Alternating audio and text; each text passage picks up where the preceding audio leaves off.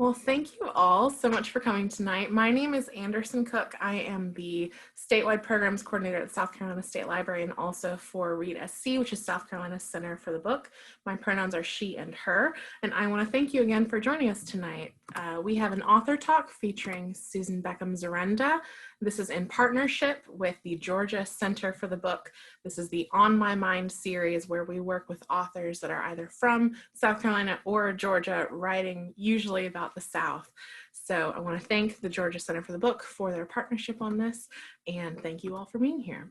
So just so you know, tonight's talk is going to be formatted with the actual talk that Susan will be doing, and then after her talk, I'm going to open the floor for questions. If you have a question that you would like to ask, please put it in the chat box, which should be at the bottom of your screen in little gray. So if you have a question, please let us know. And we will definitely ask that at the end of the session. So before we jump in, I want to say a few words about our author, Susan Beckham Zurenda. So she taught literature and composition and creative writing to high school students and college students for 33 years, and then finally was able to work on her own novel, and that is this novel, Bells for Eli, her debut, which was selected as a Winter 2020 Okra pick by the Southern Independent Booksellers Alliance. It has been nominated for a Pushcart Prize in 2021. So we're really thrilled to have her tonight. And she worked on her undergraduate and master's degree in English and now is working as a book publicist for Magic Time Literary Publicity. She has been loving writing and reading since early childhood, and the story she told me is that this started with her father reading poetry to her at bedtime, which is just such a lovely image. And with that, I want to hand it over to Susan. Thank you for joining us tonight.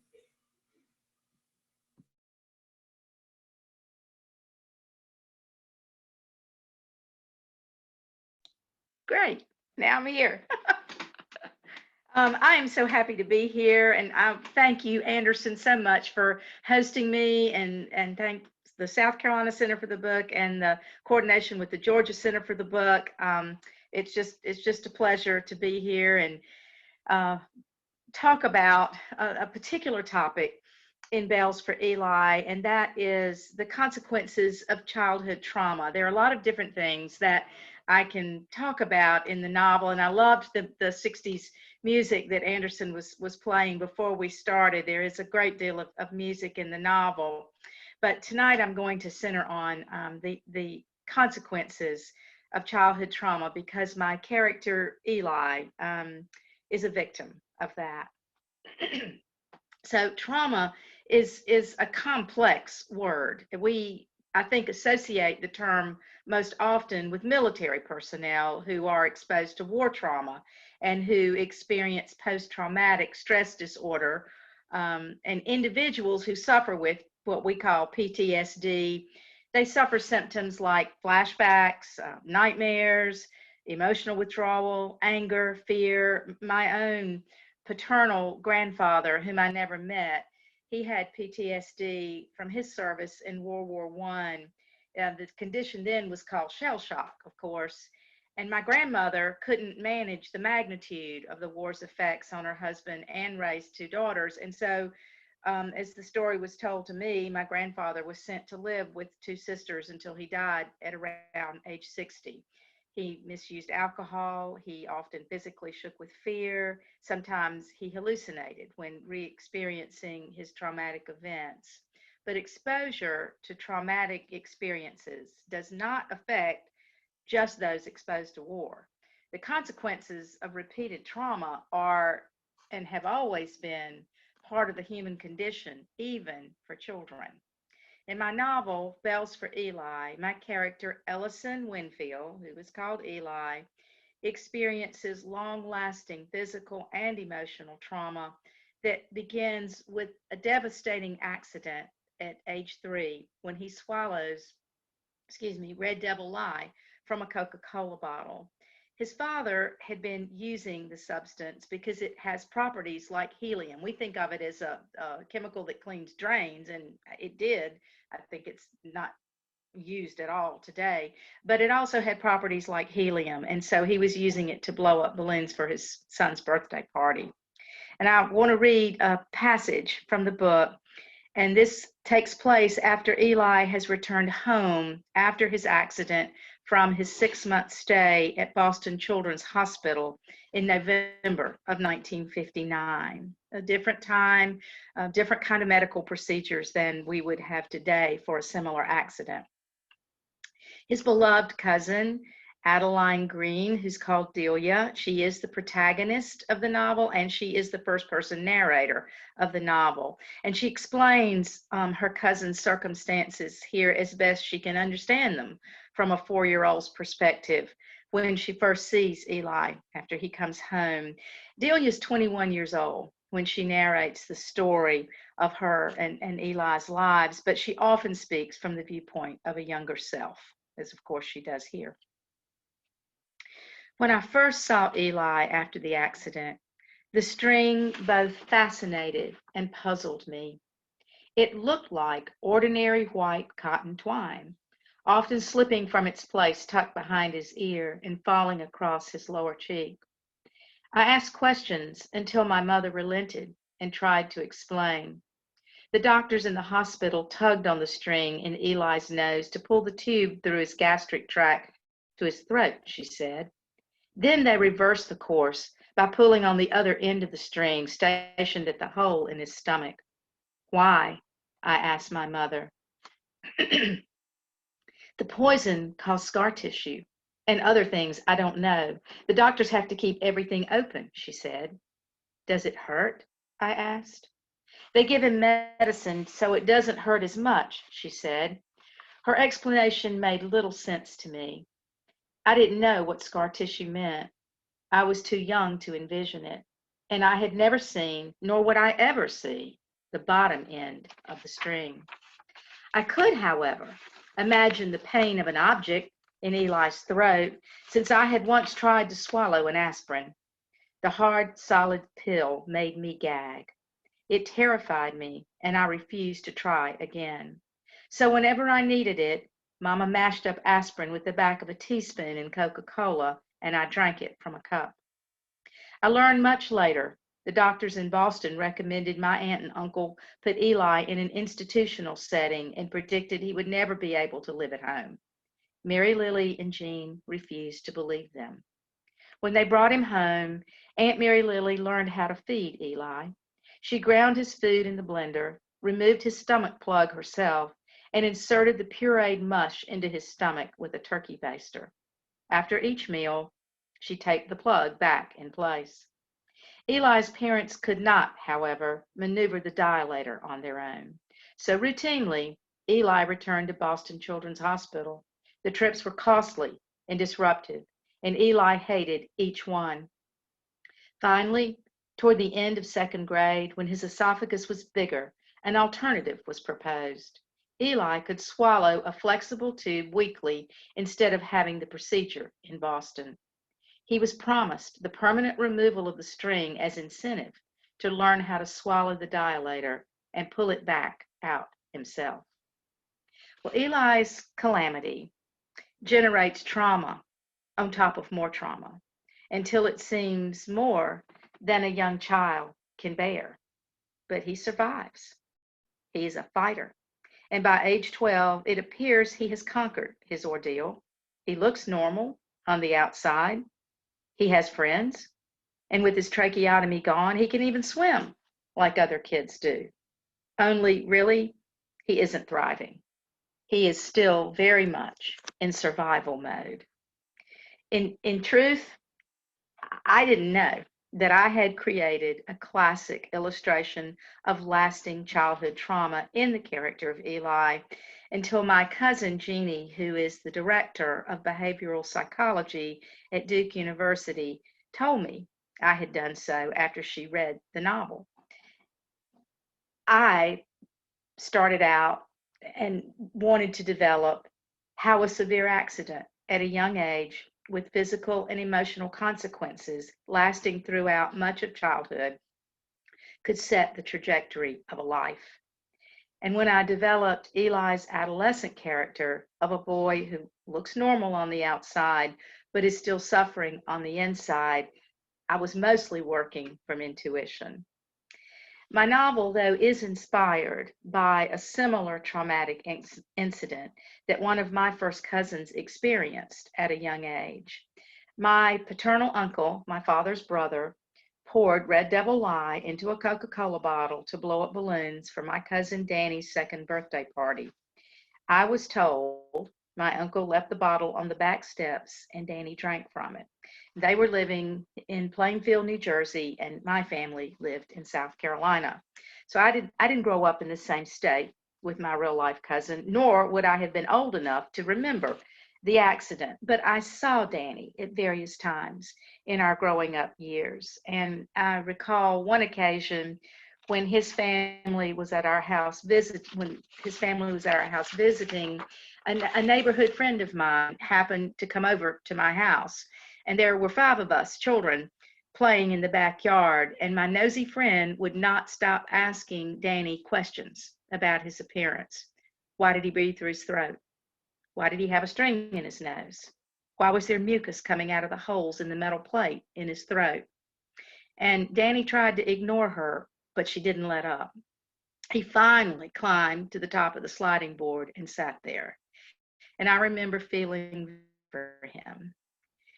Later, when we were adolescents or close to adolescence, his family moved to Charlotte, North Carolina, and so he was only about an hour's drive from me, and we became close friends when we were teenagers. I was a child in the early 60s, so I don't actually know, but I don't think during this era when Danny's accident happened that people believed childhood trauma could have permanent consequences. We aren't living in the 60s anymore, and we've come a long way in understanding, but I still hear adults say things like, he was so young when that happened, he won't remember when he's an adult, or those experiences will make her tough when she's older. What doesn't kill us makes us stronger. However, these adages can be very wrong where many children are concerned. It may be that trauma exposure to a young child is especially injurious because children in their brains and nervous systems are still developing, and being traumatized can negatively affect brain development. In response to childhood trauma, or trauma at any age for that matter, the body courses with adrenaline and cortisol to help the victim fight or run away.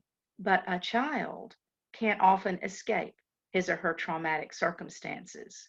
And living this way for a long time can have a big impact on the body and on the psyche.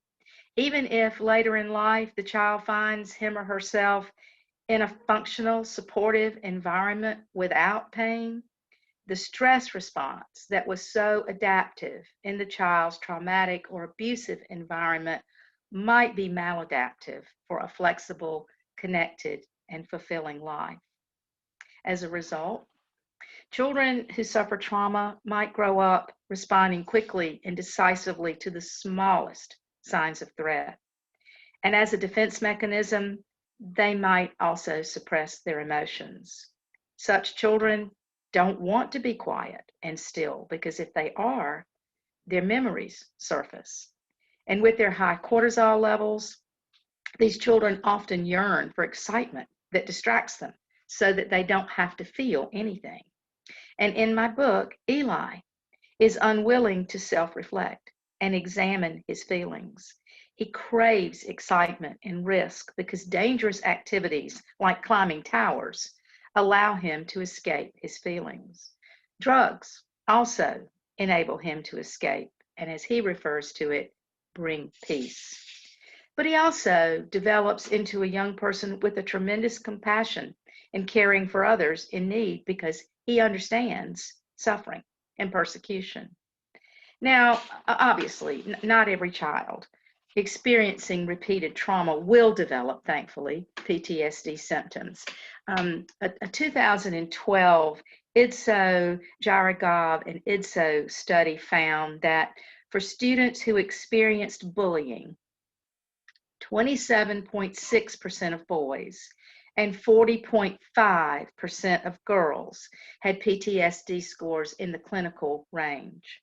And anywhere from 12% to 52% of people who had a long-term chronic illness as children will have PTSD or other lingering emotional side effects from what they endured.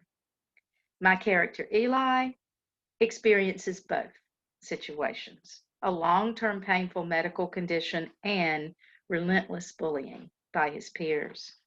And though no one in the novel seems to focus on a connection between Eli's adolescent behavior and his childhood experiences, least of all him, he is indeed among those trauma survivors who remain permanently scarred. Now, in spite of his limitations and pain, Eli is an amazing boy. He never quits. Other boys mock him for being a weakling, but what Eli lacks in physical strength, he makes up for in spirit. On his first day of school, and it's second grade because he wasn't strong enough yet to go to public school in first grade and had a tutor, a boy named Willard Timms is the first to react to Eli's abnormal appearance. Sitting behind him while their teacher, Mrs. Hamill, distributes textbooks, Willard asks Eli about the string running from his nose, behind his ear, and secured at the back of his neck. Eli ignores the question. Willard then tugs on the string, causing Eli to gasp and rise up out of his seat. Well, Mrs. Hamill quickly realizes the ruckus and harshly scolds Willard, who dutifully does begin to unpack his school supplies and seemingly forget about Eli. But bullies can be persistent. And not long after, at recess one day, Delia describes Willard's retaliation. And I'm going to read another passage to you. On the playground, I asked Eli what he wanted to do, if maybe he wanted to walk with Neely, Gloria, and me. Let's swing, he said. We walked over to the long line of canvas-strapped seats. Most of them were empty, so we had our pick. I could see Gloria and Neely in the distance, walking the perimeter of the playground, but I couldn't join them. I had to stay with Eli. Our legs pumped hard. We were in an unspoken competition to see who could reach the highest point when three boys stepped in front of us. One of them was Willard Timms. What's Sissy boy doing? Swinging with his girl cousin? Willard said. He reached out and caught the chains on Eli's upswing and brought him to an abrupt stop. They faced each other, Eli sitting, his breathing labored from his exertion on the swing, and Willard towering above him. The other boys, Jimmy Watson and Joe Cribb, stood nearby. You're nasty, Willard said. You know that? You're the one who's nasty, Eli responded. I stopped my swing quickly by lowering my feet and dragging them in the dirt. Every muscle in my body grew tense. Let's see who's nasty, Willard said. He looked over at Jimmy and Joe. Eli stood up from the swing, facing Willard. I wanted to run for Mrs. Hamill, but there wasn't time. Willard swung at Eli's face. Immediately, a thin stream of blood appeared, trickling from Eli's nose. But Eli did not fall, and he did not so much as whimper. He stood erect, his nose bleeding down his lips, and kicked as hard as he could into Willard's groin. My heart squeezed with pride when Willard screamed in feral pain. I imagined a phrase Eli sometimes repeated going through his head. All's fair in love and war. Jimmy and Joe stepped up, ready to pounce on Eli, but by then, everyone on the playground had tuned in, including the teachers. Mrs. Couser arrived first and separated the boys. She grabbed Willard's ear, twisting it until he was forced to lean into her. With her other hand, she yanked Eli's arm and dragged both of them to Miss Crockett's office.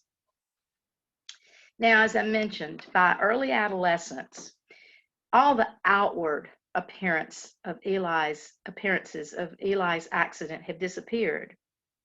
He wears no string. The tracheotomy is gone. He breathes through his nose.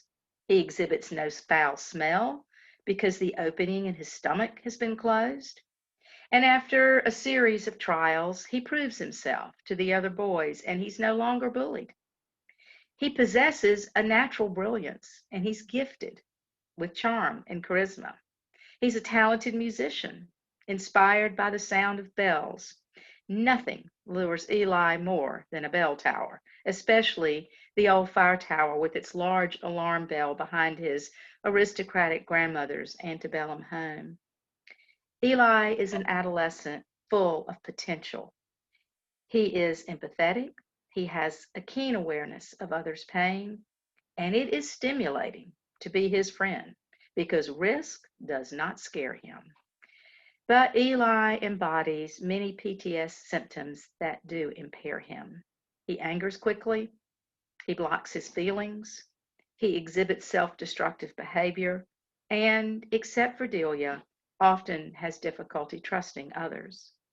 And as has been the case since childhood, he is adept at hiding his internal physical and emotional pain.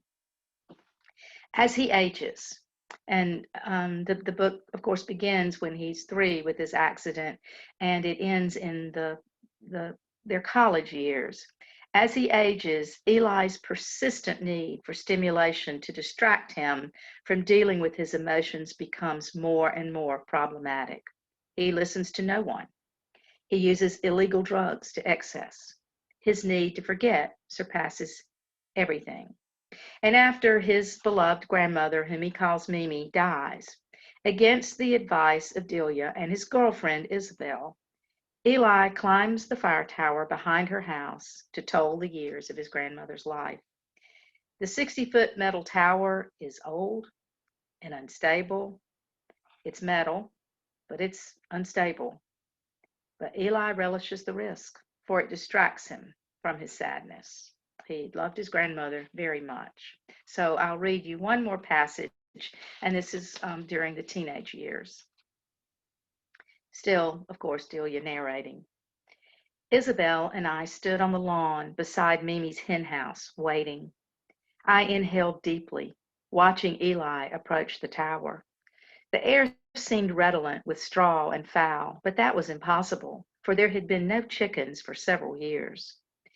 Still wearing his dress slacks and white shirt, though he'd changed into tennis shoes, my cousin climbed.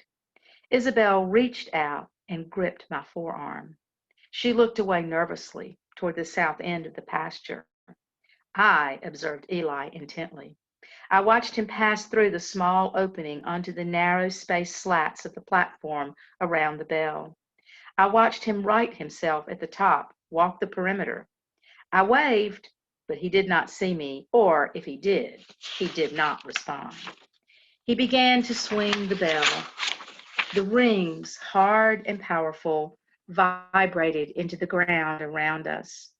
8 tolls, a pause, and 4 more. Mimi's life, I understood, 84 years. The echoing sound moved through me like the bell had rung out from heaven. I looked toward Isabel. He's okay, see? I said. You can look. Hesitantly, she eyed the tower. Eli stood beside the bell. Isabel motioned him down in big, sweeping waves of her arm. He understood and mimicked the action.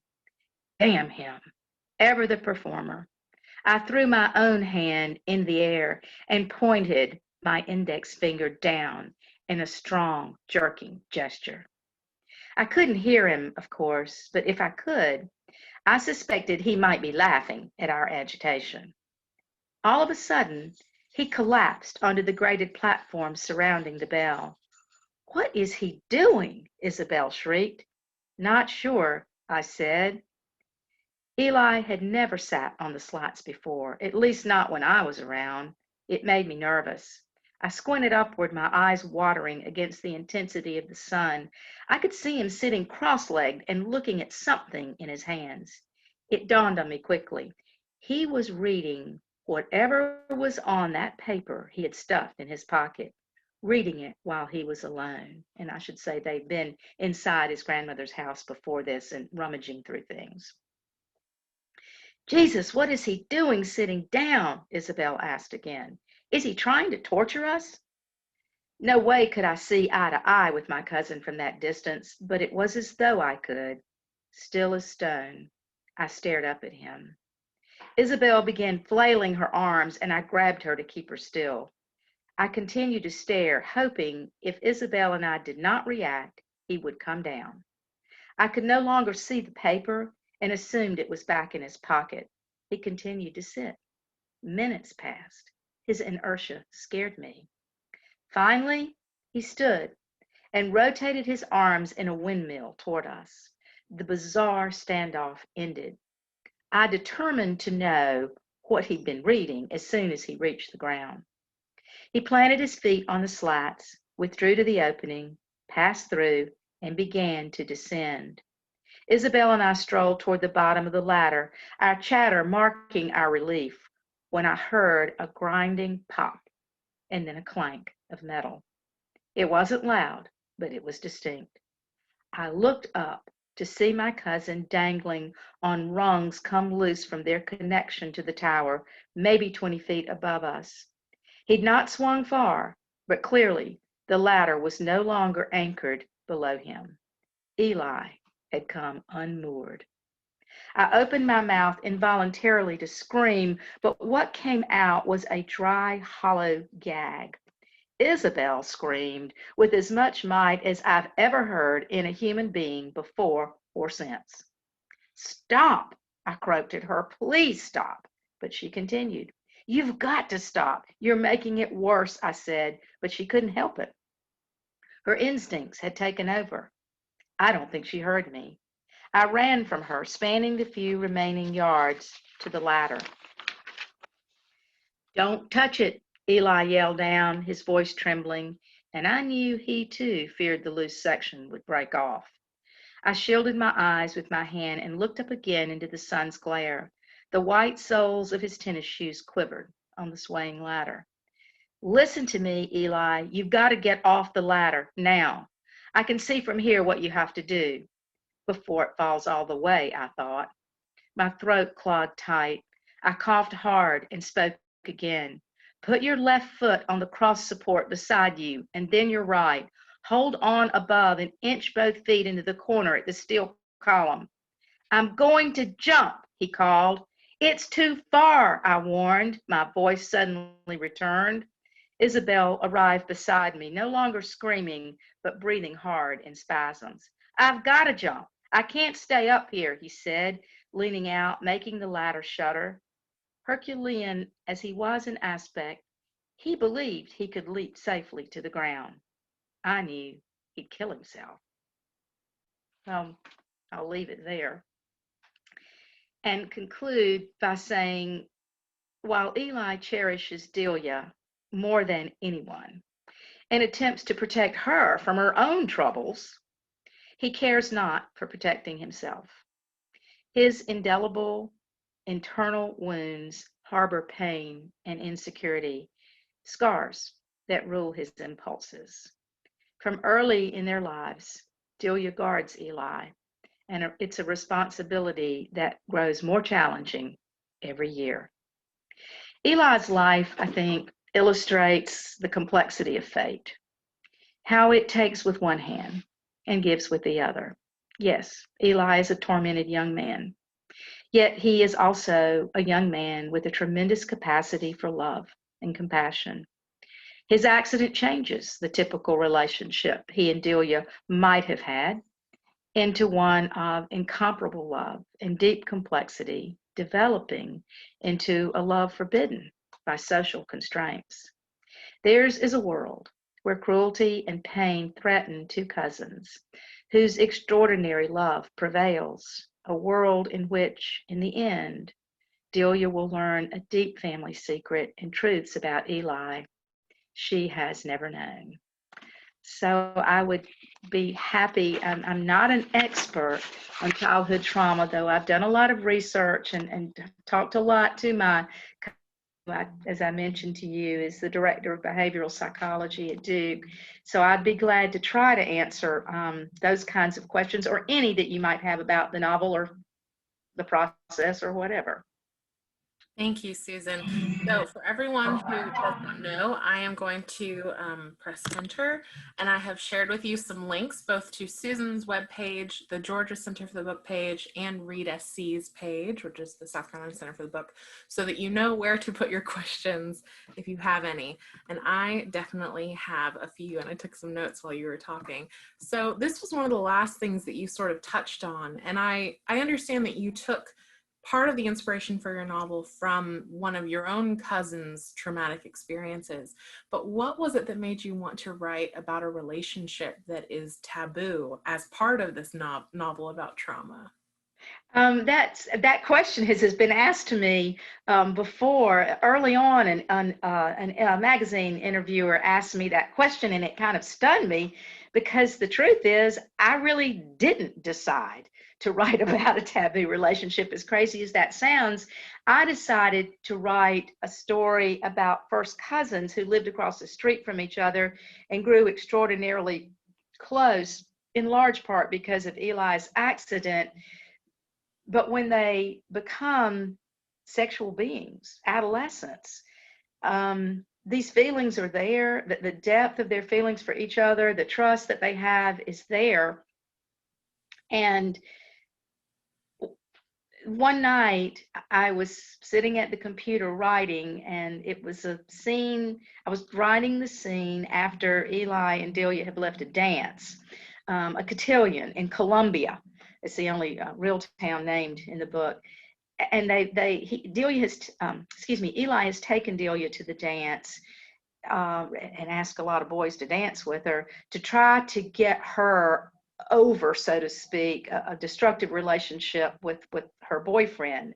He's worried about actually Delia being used, and he intends to divulge an indiscretion on his part with a girl in hopes that it will affect Delia. But they park the car, and Delia says, "Why are we going parking?" He says, "Oh, I don't know. We'll just, you know." But he, his whole purpose is to tell her about this indiscretion. But he's pretty wasted, number one. And he puts, you played Stairway to Heaven. He puts Stairway to Heaven on the 8-track tape, and I just, the cousins became, their feelings became intimate. They reached out to each other, and I was more or less the observer watching it happen. I didn't plan it. It was just inevitable. The relationship they'd had, it became inevitable for it to happen to them. And so it became inevitable for me as the author to write it for them. I know that sounds kind of crazy mystical, but that's exactly the way it happened. I did not plan it, but I realized writing that night that it was inevitable. I know many authors talk about how their characters lead them down paths that they did not anticipate, so that makes plenty of sense. Yes, yes, and it was the right. I mean, it was the right thing. It was the inevitable thing. It wouldn't have been. It would have been false to their relationship and to the character, to who they are, if I hadn't let them go there. If that makes sense. Right. So you brought up Eli's risky behavior again just now, including abusing drugs. And this is kind of a deviated question, but had Eli not experienced that trauma when he was younger, what kinds of things do you think he might have done instead that would have brought him peace? Eli is a musician. And, I mean, of course, I created the character, and I can't say, I mean, possibly he would have followed, the counterculture was encroaching. I mean, the small town South was still a very insular time, even in the late 60s, but the counterculture was encroaching, and lots of young people embraced it. But Eli is a musician. His mother is a pianist who was schooled at Juilliard, and he has talent and he plays the piano beautifully, but what he loves is percussion. And I would like to think that he could have found himself more, he does embrace the music, but kind of found himself, and like you said, find peace in a healthier outlet like that. Right. So, on the subject of music, why was that such an important aspect of the novel to include, both as you mentioned with Eli and with his mother and everything going on around them? Well, I wanted to give him a passion, in spite of his limitations and all when he was a child. I wanted to give him a passion, something that he was really, really good at. And he's smart anyway. He's a very smart boy and adolescent, but I want to do that. Plus, truth be told, I started out life as a music major. So I know a little something about music, and so I could write about a character who is a musician. That makes a lot of sense. I know a lot of people are very passionate about music, especially if they have Yes, I started out as a music major, and when I took a course in Southern literature, the beginning of my sophomore year, my life changed. I never wanted to be a musical performer. I think that was my mother's great dream, and I was just so taken with the stories of those women, Southern women writers of the mid 20th century. I changed my path. understandable. So, going back to childhood trauma, I know that you mentioned that you did a lot of research. What were some of the things that surprised you specifically about trauma and the impacts of trauma that you found while you were researching the novel? Well, as I said, I pretty much intuitively wrote the story. I really didn't know I was writing a classic illustration of trauma. So it was after the fact, when I was in revisions and things, that I did, more research. Um, Now, okay, I'm sorry, I lost the train of thought. Anderson, asked me what you were going to ask me again. You're fine. So it's what surprised you about trauma and the lasting impacts of trauma that you found when you were doing that research? I think the thing that surprises me most, and that I was happening in my character, and that after, in revisions, I really focused on, is how a child who has undergone repeated trauma, either physical, emotional, or both, as in the case of Eli, will do almost anything to to block the memories, to keep from going back there.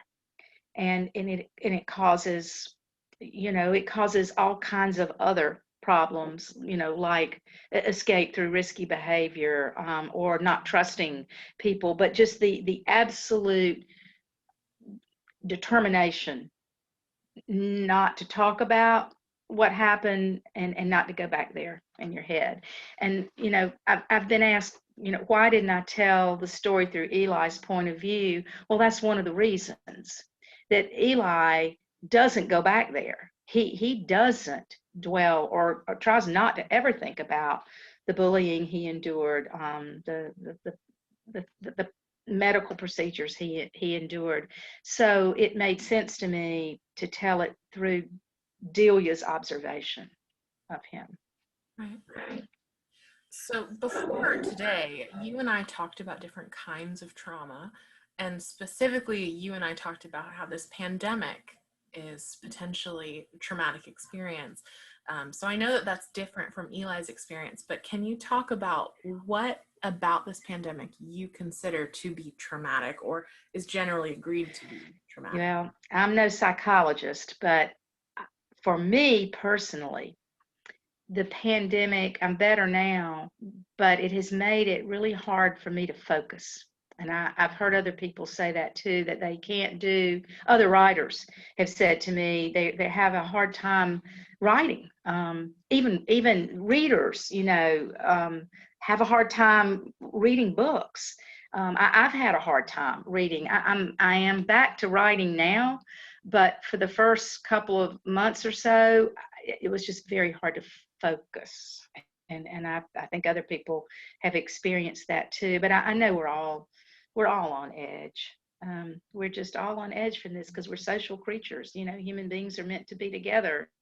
And as wonderful as it is to be in a situation like this, where people can tune in from Georgia or wherever, that's wonderful. But we still need to be with each other in person, I think.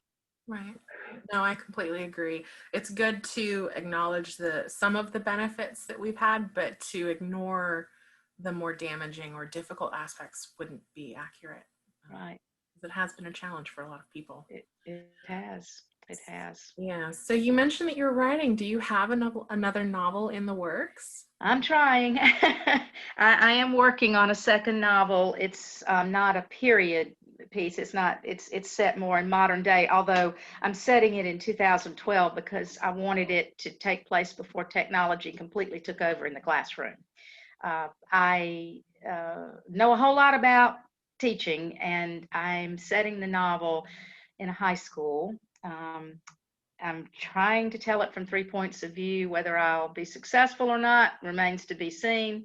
But the 3 points of view are a high school English teacher, not me, because this teacher is a lot funkier and probably a lot nicer than I was. She's very empathetic, really kind of gets into the lives of some of her students. And the other two voices are a very privileged, very smart, going to Ivy League school, Caucasian senior boy, and an impoverished, very capable, but impoverished, never had any advantages, biracial girl who lives in a motel. And the boy and the girl are going to meet in school suspension, a place that boy never thought he'd find himself. Well, that sounds like a very interesting novel. I'm looking forward to reading that Thank you. whenever you are able to get it published and finished. I know that, as you mentioned, it's difficult to write in the pandemic, but we're looking forward to that. Yeah, I'm doing a lot better now. I'm doing a lot better now. That's good to hear. Well, unless we have any more questions, I think we're going to wrap it up for tonight. Again, if you do not already have a copy of Bells for Eli, please pick one up from your local bookseller. I know that Susan, you have it listed on your website as you have options to order from your website. I do. So as I mentioned, that is in the chat. If you want to check in on Susan's progress with her book or with other publishings and events that she's got going on, please visit her website. I also have the Georgia Center for the Book. Thank you again to our compatriots in Georgia for Yes, thank you so much.